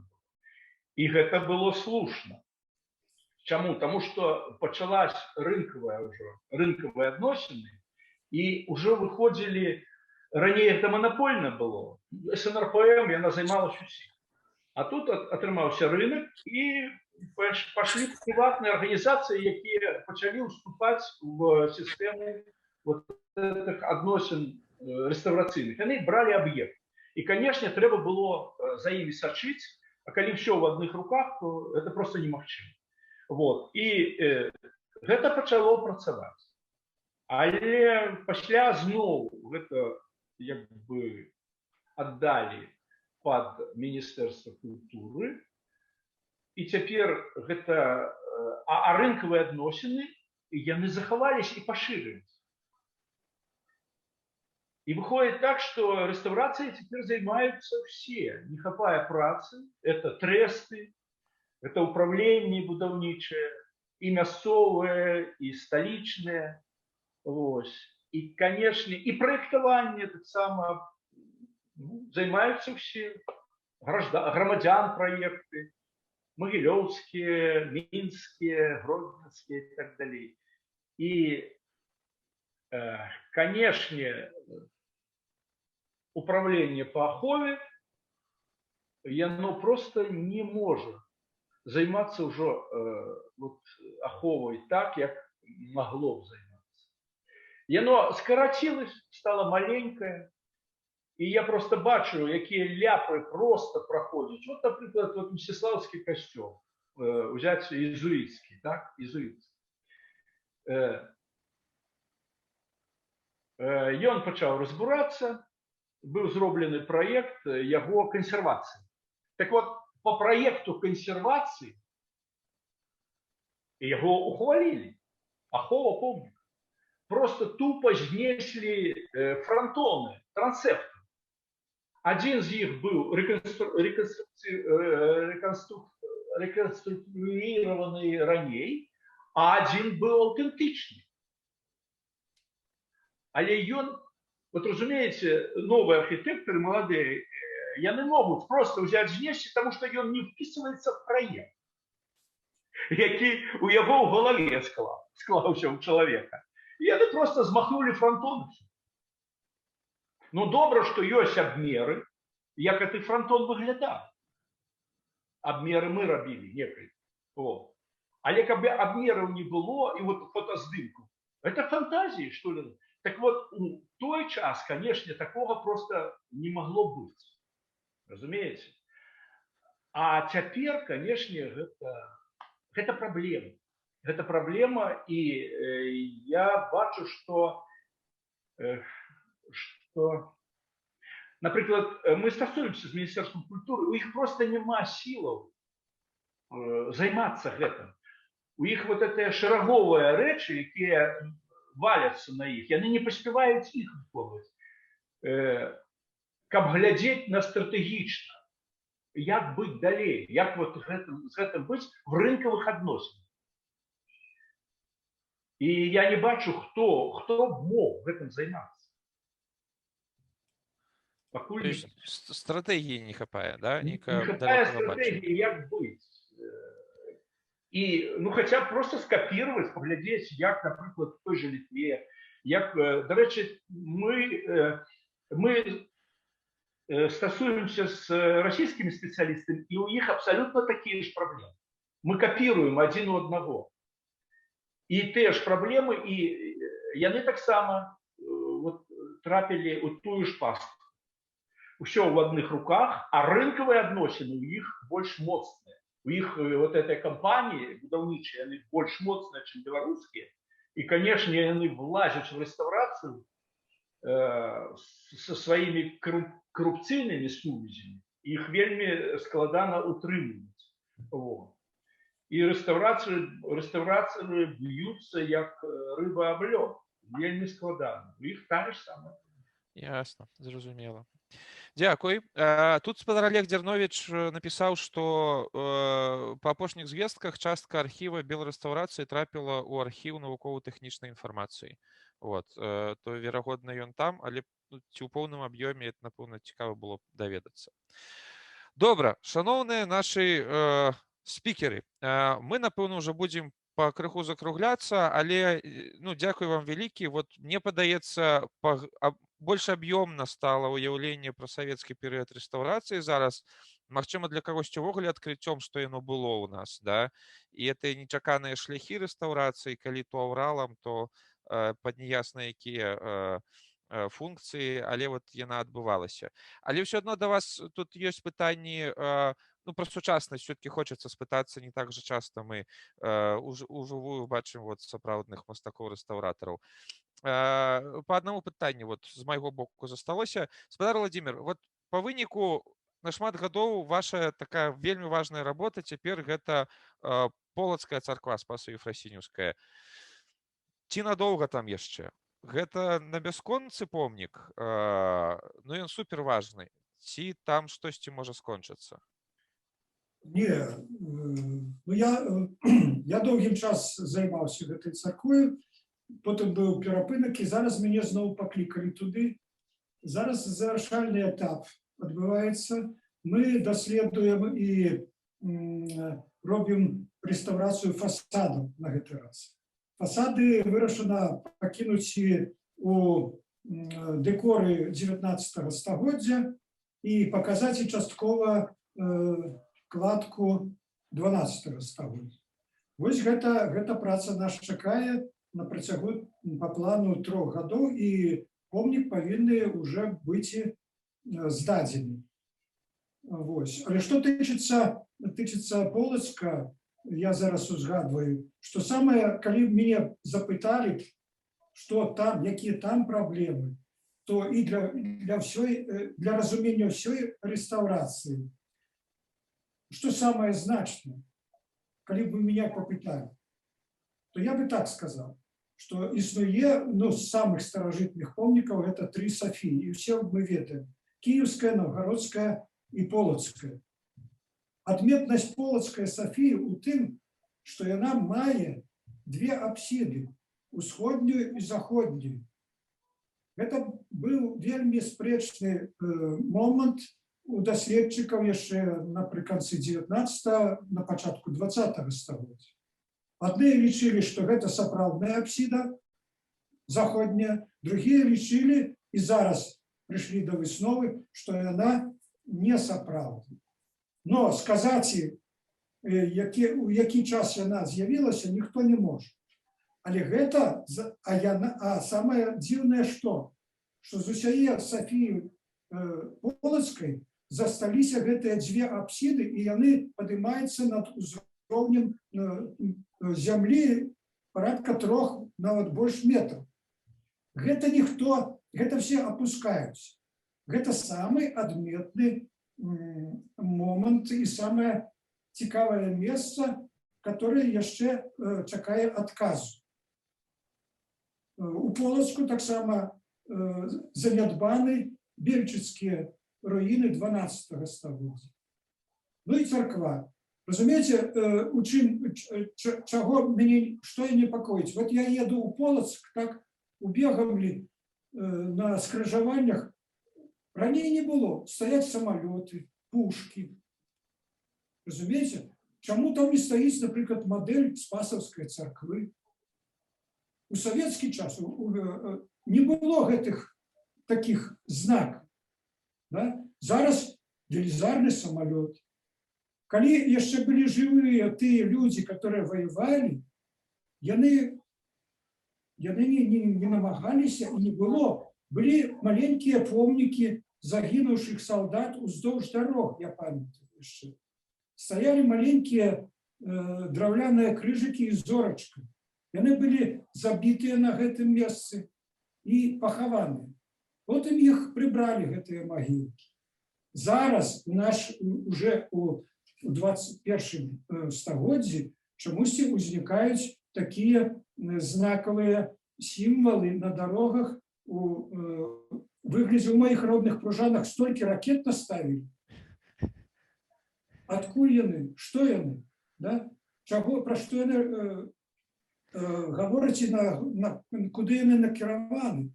Я все ж таки спадзяюся, што мы будзем мець больш каплічкі пры дарогах.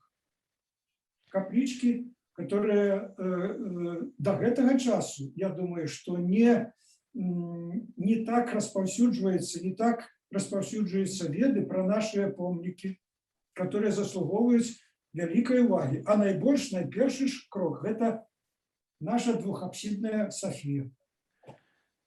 Дякую, цікава, Сафія. Я вот таксама не ведаў пра гэты момант. Ніхто не ведае, разумееце? Я ў Полацку пытаю ўсіх, ці ведаеце вы, што Сафія Полацкая мае 2 апсіды? Ніхто не ведае.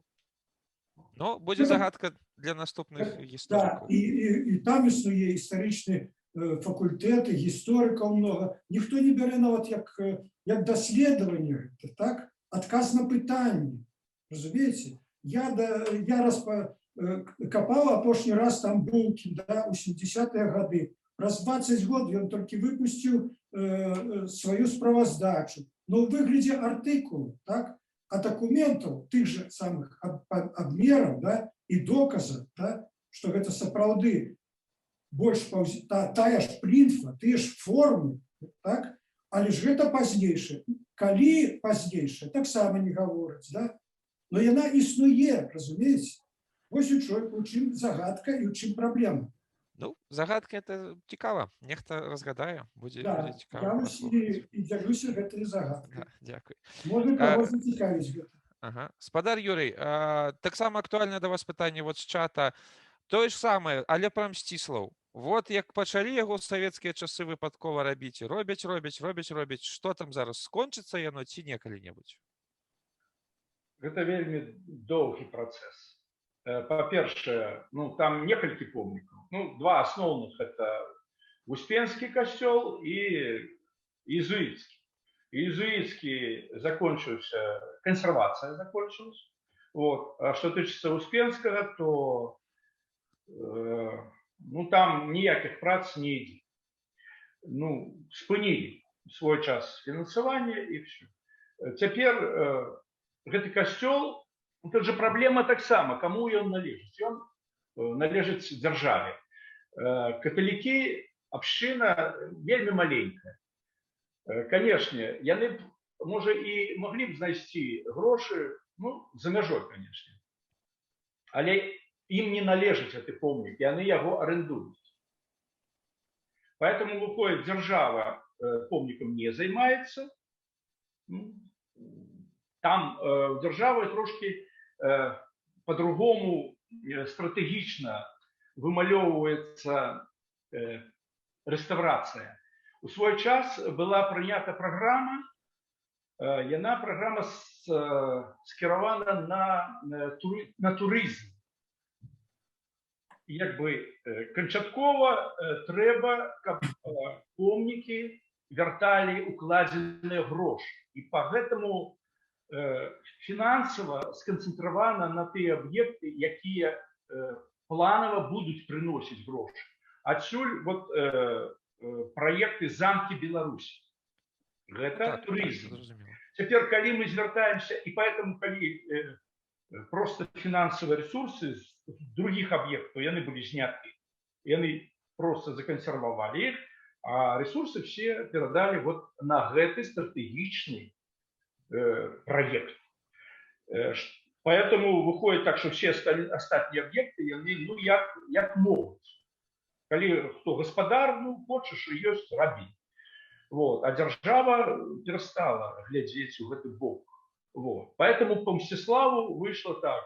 Тут просто аварийный объект, вокол школы находится, там музычная, мастацкая. больш таго, гэты аб'ект ён уваходзіў у адзін з 5 аб'ектаў еўрапейскі праект усходняга партнёрства. Ён звязан якраз з дзяржаўнымі такімі праектамі, так? І по гэтаму яго трэба было закансерваваць. Поэтому дзяржава выдаткавала грошы, але толькі на кансервы. Вот, закансервавалі все. А в Успенске закансервавалі яшчэ раней. Але прыйдзецца раскансервоўваць, потому что там праблемы скора ўзнікнуць з дахам. Бо прайшло гадоў больш 50, калі дах гэты зрабілі. Вот. Ён, конечно, ржавее патроху, дзеці пачынае працякаць. А самое галоўнае, там, конечно, жывапіс монументальный. Весь касцёл, он же расписанный внутри. Вот. Поэтому это проблема. Больше того, малые города, они начинают затухать, жыццё пачынае затухать. Ну, это проблема, ну, натуральная проблема, цивилизационная, ператок рабочих сил и так далее. Поэтому я гляжу на это вельмі так сумно. Але ваша работа там зараз, што вы робіце? Просто я тут живу, у меня майстэрня, я працую по белынічскім фрэскам. Все, зразумела. Да, бо аблвыканкам гэты праект ухваліў, і ён выдаткоўвае сродкі, і ў гэтым годзе выдаткоўвае сродкі, каля 100 000, здаецца, грошай. Вот. Пакуль яшчэ фінансаванне, яно як бы адкрыта, але там трэба бюрократычныя працэдуры прайсці. Вот. И плануя и на наступный год, как этот проект завершить. Это вот белынічскі проект. А что тычыцца Мсціслаўскага, ён не Ясно. Добра, дзякую вялікі. І пытанне, якое тут шмат каго хвалявала, і таксама я бачу яго ў чаце, ну, да абодвух вас актуальнае. Буцлаў. Вот дах згарэў, дзякуй Богу, не абваліліся своды, то есть унутры ўсё цэлае, але ж яго палівалі паўдні вадой зверху. Ці, вот, ну так, не быўшы там, на вашу думку, вот эта вот трагедыя, гэта страшна, яна пашкодзіць роспісы унікальныя ўнутры, ці у іх ёсць шанец захавацца, вот тое, што там роспісы пад столлю гэтыя. Таксама з графіта, калі не памыляюся. Не, там фрески. Фрески, да? Я працаваў у Буцлаўскім касцёле ў 90-х годах. Вот. Ну, там 2 сезоны я працаваў. Вот. Навуковым кіраўніком, здаецца, быў Гліннік тады Вадзім. І мы з хімікамі працавалі. Бо там праблемы былі з плесенью, з зялёнымі такімі. Ну, росли там грибки. Вот, мы их выдаляли, замацоўвалі. Здаецца, гэту праблему вырашылі, але мы высока не падымались, мы не ведалі, бо той жывапіс, які там в барабане, ён недаследаваны, ён замаляваны, і мы не ведаем, што там. Мы ведаем толькі вот, па сценах, па трансептах, там вельмі много прыкалонных алтароў, прысценных алтароў. І на той час там праблемы былі з жывапісам, але гэта фрэска, разумееце, для яе вада гэта не страшна. Яна як бы ну, сышла, тады высохла, і праблем вялікіх не будзе. Вот. Звычайна праблемы мороз, холод, вільгаць, падсочки і вот это праблемы. А так, ну, я не бачу. Для мяне было страшно, каб вот алтар драўляны, які там в старажытным касцёле. Там старажытны касцёл знаходзіцца внутры. Ён як бы вбудаваны в першасны касцёл, у якім захоўвалася вот этой абраз, святы абраз і старажытны алтар. Ён на ім прыбудаваны вялікі вот гэты касцёл. І ён як бы збоку знаходзіцца як сахрыстны. Вот я думаю, для мяне самае страшнае, калі гэта ўсё рушыцца. Но там вот эти пожарники, они, конечно, это все заховали. Они там поливали, там все цело засталось. Ага. Ну, Вот. вы супакоілі крыху. Калі роспісам не пагражае, то ну, алтар таксама, дзякуй Богу, абраз і нават гэты арган, то добра. І оказывается, там ёсць нейкія схаваныя яшчэ роспісы. То есть там яшчэ інтрыга ёсць у гэтым храме. Мы лечим, что вот в этом объеме, вот старожитном, вот там, это же алтар 17 столетие, а вот это сам громадных этой... Ну, 18-го. Ён 18, а вот той объем, ён 17. І там унутры могуць быць роспісы. И там повинен, никто не робил доследования. Ага. Видишь, что там повинно быть. Повинно быть. Як цікава. Я буслаўскім скажу. Яны, можа быць, зараз... Ну, такая актывізацыя дзеянняў там, што можа б зацікавіцца раскрыць, чаму не. Ну вот, вельмі цікава, дзякуй вялікі. Слухайце, ну вот засталіся яшчэ пару пытанняў з чату, калі вы яшчэ не стаміліся, то я позадаю. Спадар Владимир, вот наконт жылічаў вы сказалі, і тут мае калегі-экскурсаводы захваляваліся. То есть тое, што вот эта вся прыгожая ліпніна, якая, ну, мы бачылі ў жылічах яшчэ да рэстаўрацыі, калі у цяперашняй, калі прывозілі, яна увогуле аўтэнтычная, ці это вы прыляпілі яе тады ў 70-х? Я лічу, что это реставрация нашей реставрации зараз отбывается. Ну, вот это то, что было. Я могу сказать, потому что я был, недавно я был в Жиличах, бо я з'являюся чальцом Рады белореставрации, и нас час от часу выкликают, и мы ездим на объекты давать раду, як быть.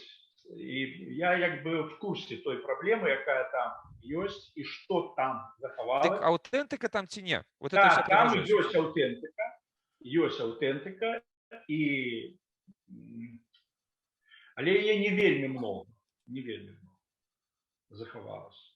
Вот. Есть аутентика. Але основная масса, конечно, это новодел, но реконструкция.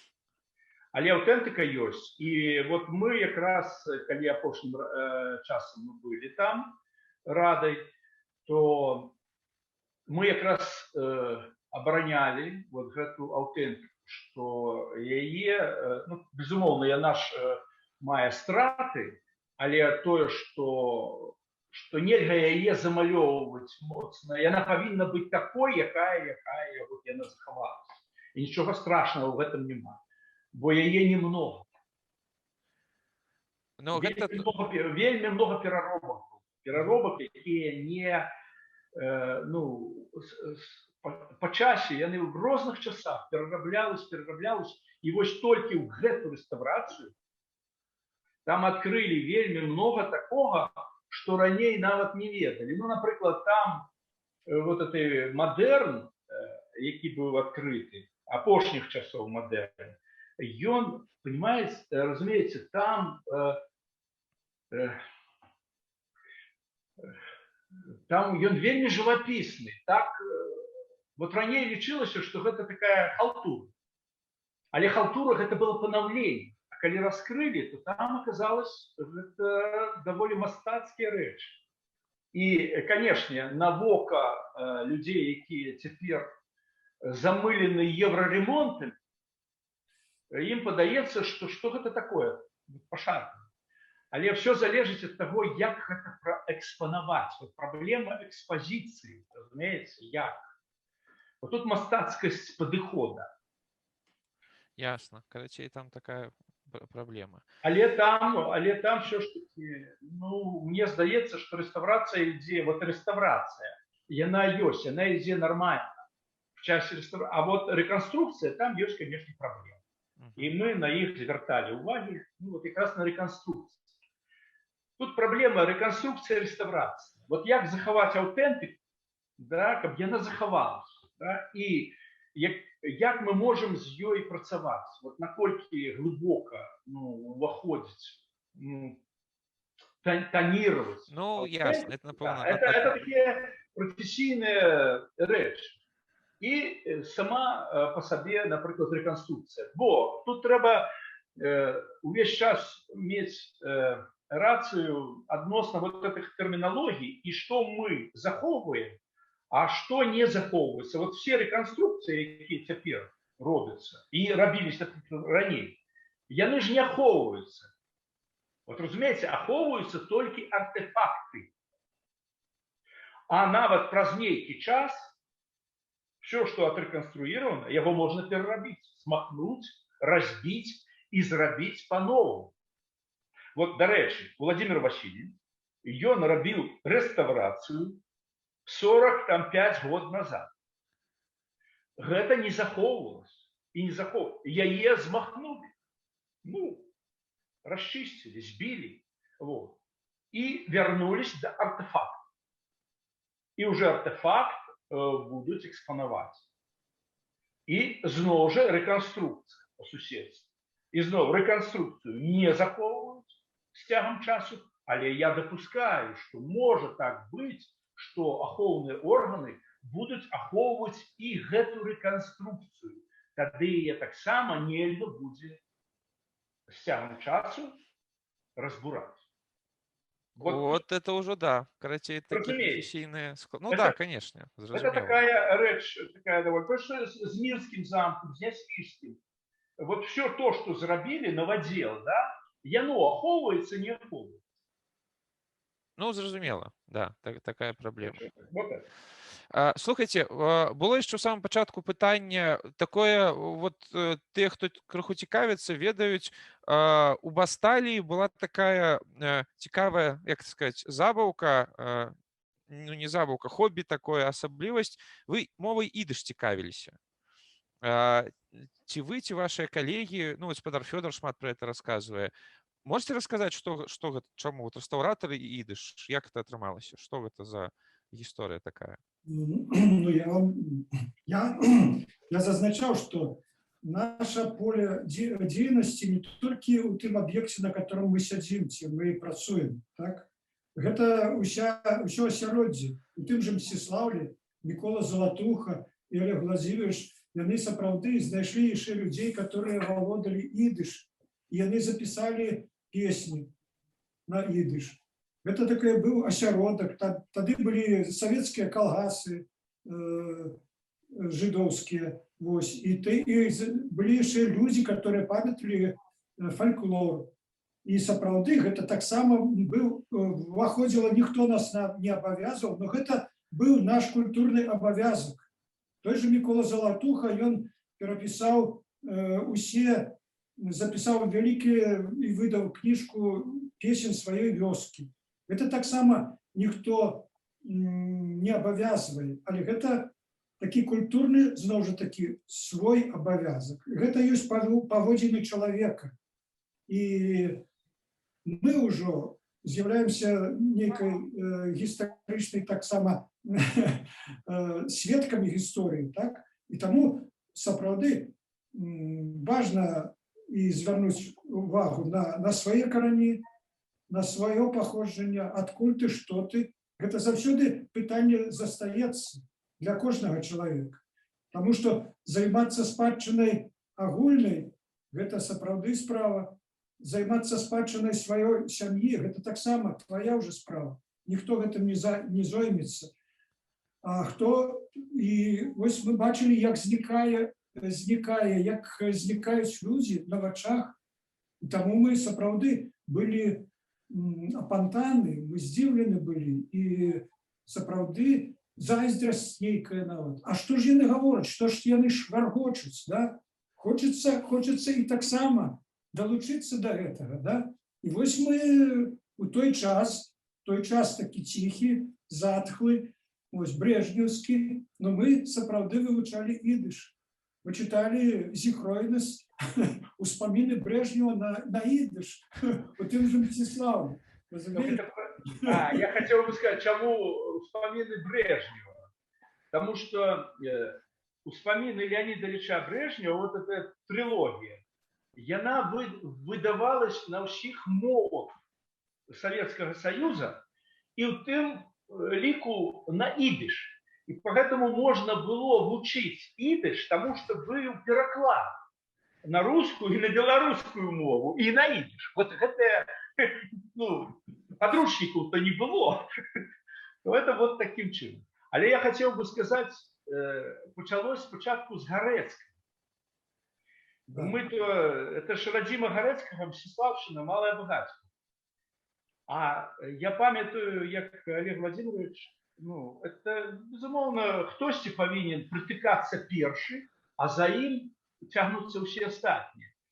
І я памятаю, як сур'ёзна мы да Гарэцкага паставіліся, і Максім Гарэцкі – гэта першы чалавек, які убачыў, што знікае цэлая цывілізацыя, носьбіт культуры.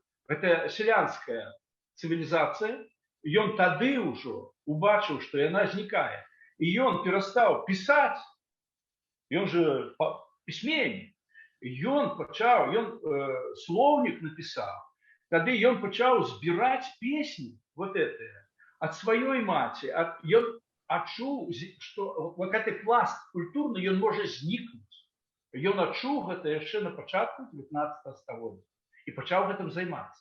То я адчуваю, што праз Гарэцкага было, ну, Олег Владимирович убачыў, гэта моя думка, ён убачыў, што вот знікае яшчэ адзін культурны пласт, які быў в Беларусі. Гэта габрэйскі пласт.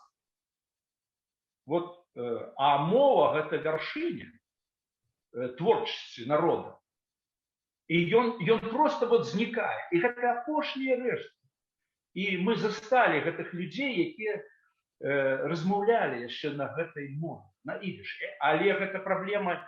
Так вот, мы на тэрыторыі Беларусі ёсць розныя культуры. Ёсць культура беларуская, літоўская, і габрэйская, руская. Вот. Але мы забываем про тое, што нам падаецца, мы забываем про это, і нам падаецца, што гэтым павінен цікавіцца толькі вот гэты народ, да, вот это. Але габрэі яны такія ж самыя, як і мы, вот, ну, в побыце. Вот узяць Мсціслава. Ёсць габрэі, але яны не адчуваюць, што яны габрэі. Яны ўжо растварыліся. Вот. І калі да мяне звяртаюцца, напрыклад, прыязджаюць нейкія габрэі, то шукаюць мяне чамусьці. Каб я ім правёў экскурсію па габрэйскіх месцах. Вот. Вот это дзіва, таму што, ну, гэта натуральна, тое ж самае, як і беларусы. Да беларусаў таксама можна звярнуцца, і яны пра сябе таксама могуць не сказаць нічога. Больш таго, напрыклад, рэстаўрацыя ўсіх гэтых помнікаў у той же самым Мсціславе. Гэта ініцыятыва сталіцы, цэнтра, а не ініцыятыва знізу. Вот это хваль. И это натурально. Поэтому мы то приехали со столиц и поднимать, вот шукать. Больше того, там же записывались не только габрэйские песни, записывались и белорусские песни, бо и мать моя пела, и там, и больше того, записалось много белорусских песен, якія не были в антологии. И нам пришлось, звязвацца, вот Мажейка займалась, и ёй перадавали гэтыя песни, частку из этих песен, бо она занималась антологией белорусских песен. Вот. Я вот просто в дополнение до того, что сказал Владимир Васильевич. Добра, дзякуй вялікі. Дзякуй, што пра гэта расказалі, бо вы такі мосцік перакінулі да нашай наступнай сустрэчы. Зраблю анонс. Мы хочам зрабіць некалькі такіх сустрэч з вот прадстаўнікамі той эпохі рэстаўрацыі савецкай, якая была не толькі такая звязаная з там фрэскамі, з малюнкамі, але яшчэ і культурная, горадабудаўнічая. То вот дзякуй вам за гэты масточак. Напэўна, наступны раз пагаворым якраз пра культурную рэстаўрацыю, батлейкі, ідыш і вот гэтыя таксама цікавыя штукі. Вот. А зараз дзякую спадар Владзімир, спадар Юрый, дзякуй вялікі, што выдзелілі час. Вот, ну, праўда, аб'ёмней стала тая эпоха, з'явілася шмат новых пытанняў, што класна. Вот, высветліліся новыя асобы, бо, ну, мне здаецца, у нас мала хто ведае пра хадыку увогуле у Беларусі. Аказваецца, вот рэстаўрацыя ідзе ад аднаго канкрэтнага чалавека, і з гэтым трэба нешта рабіць. Вот, Сцяпан ківае галавой. Што ты скажаш, Сцяпан, пра гэта? Я толькі скажу вялікі дзякуй. Я хочу сказаць, што сёння нядзеля, раніца, сонечнае надвор'е такое някепскае, а нас слухала 35 чалавек. Вось. І я ведаю дакладна, што не толькі з Беларусі. І тое, што вось 2 гадзіны мы паразмаўлялі, а колькасць ўсё яшчэ 31 чалавек, гэта сведчыць аб якасці гэтай размовы, аб яе унікальнасці. Мы зробім відэаверсію, выкладзем яе, каб гэта засталося і можна было потым пераглядаць. Я думаю, што вось это было каштоўна тым, што мы зараз у Экамосе ставім з сябе такую задачу рабіць, аднаўляць гісторыю рэстаўрацыі, аднаўляць вось тое, што адбывалася. І гэта будзе такая важкая цагліна у гэты працэс. Дзякуй вялікі вам. Дякую. Все, дзякуй усім вялікі. Дзякуй, што паўдзельнічалі. Ашейным данк. Дзякуй вялікі. Сачыце за абвесткамі, будзем яшчэ працягваць гэту доўгую, вялікую, але вельмі патрэбную тэму. Усім да пабачэння. Всем до Побачення. До свидания. Дзякуй, Юрый, хоць на цябе паглядзеў. Летась хоць убачылі Сімфолацку, а так падару Владзімірам, дык я ўжо наогул не бачыўшы ўжо гады 3. Спадар Владимир, дзякуй за сцяг. Я пра яго шмат чуў, але я яго не бачыў. Это уже артефакт. Разумеете, можно много говорить и там и спрачаться с у кожным выпадку, да, свой асабісты вынік может быть, но это символ, который разумее кожны, и не трэба перакладу у любой краіне. Это принцип реконструкции, так, что вот гэты пашкоджанае месца, яно залаплена менавіта таким, не гэта линия робится так, яна крышку змяшчаецца. Это цалкам, да. Да. Гэта цалкам зразумела. Да. Не надо моў. Вось, і гэта зрабіла моя мама. І я гэта бачыў. І калі я привез у Мінск, а потым у Італію, по Італіі і по Грэцыі я вандраваў з гэтым сцягам. То я ім накрываўся, то я клаў яго пад голову, то выставляў побач са сцягам ЮНЕСКО. І у нас ёсць гэты наш курс, зняты сцяг ЮНЕСКО і вот гэты сцяг. Мы пад ім праходзілі адукацыю в Інстытута Централе Реставра в Італіі на Мікеля, Сан-Мікеля вуліца. Вось. І в Камосе, і Кром. І Кром, да. Вось, так што я потым дамаўляўся з людзьмі там у Італіі, у Венецыі і пасылаў уже сваіх хлопцаў туды. Многія нашы рэстаўратары скончылі курсы у тым же і Кроме, і у Венецыі праходзілі стажыроўкі. Вось. Слухайте, а там же параллельно, аккурат тады, калі вы там былі, там адбывалася вось гэта скандальная буйная рэстаўрацыя у Ватыкане. Да. І там же, нешта неверагоднае, бо там у жывым эфіры транслявалі па нацыянальным тэлебачанні, і вось, і вельмі шмат спрэчак наконт вось гэтай капліцы. Разумееце, там што адбываецца ў Італіі, пэўна, у кожнай краіне, што там яны больш незалежныя кожны горад. Так? Напрыклад, у нас была стажыроўка і ў Венецыі, і ў Флорэнцыі, у майстэрнях, і у кожнага падыход свой да праблемаў рэстаўрацыі, праблемаў рэканструкцыі, праблемаў тратэджа, так яны называюць, калі яны аднаўляюць пашкоджанае месца, да? Но культура гэтага ўсяго яна у іх многавекавая, потому что калі мы бачым, што плошча фарміруецца некалькімі стагоддзямі, да, і кожны паважае, і кожны тое, што было зроблена перад ім. Ну і ўсе праблемы рэстаўрацыі у кожным горадзе яны маюць сваю адметнасць. Тыя ж фрэскі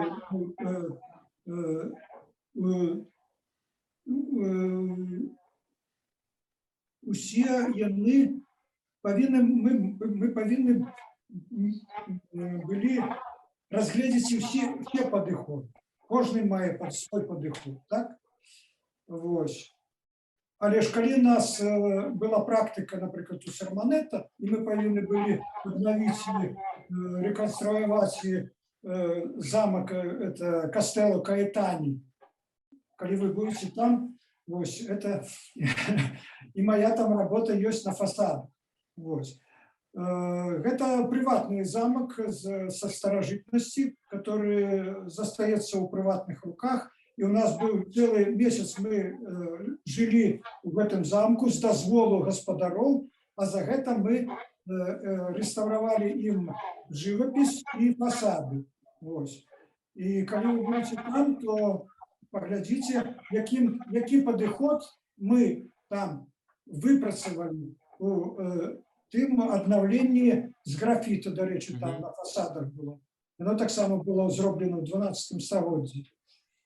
Таму тут трэба канкрэтна гаварыць пра кожнае месца, а тое, што тычыцца Ватыкану, да, там былі праблемы.